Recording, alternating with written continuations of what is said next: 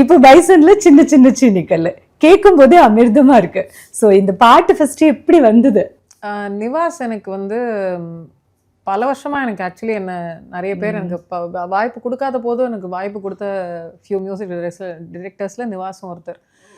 And he is a very very special friend. He is almost like a brother to me. So எனக்கு வந்து இந்த அக்கா பாட்டு இருக்கு அப்படின்னு வந்து பாடுறேன் அப்படின்னு போயிட்டு we recorded that song.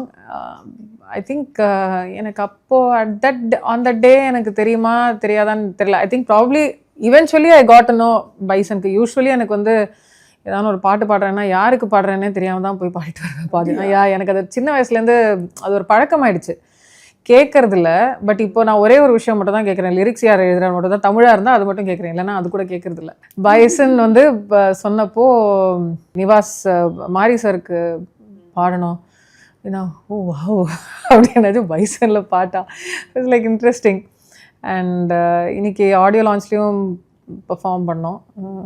எனக்கு வந்து I could have done better அப்படிங்கிறது ஒரு தான். பட் ஐ ஆல்சோ சா சத்யன் பர்ஃபார்ம் தேர். சூப்பராக அந்த நிவாஸ் வந்து இப்படிலாம் பர்ஃபார்ம் பண்ணுவார்னு நான் எதிர்பார்க்கவே இல்லை. பயங்கரமாக பர்ஃபார்ம் பண்ணுறாரு அவர். அந்த முகமது அலி வரை இப்படி எப்படி அது இப்படி ஃபுட் ஒர்க்கெல்லாம் ஆகுது ஸ்டேஜில். நான் never seen him like that. And என்ன இப்படி பர்ஃபார்ம் பண்ணுறீங்க அப்படின்னு I was messaging also. But it's a beautiful album and I really wish Nivas gets a lot more work.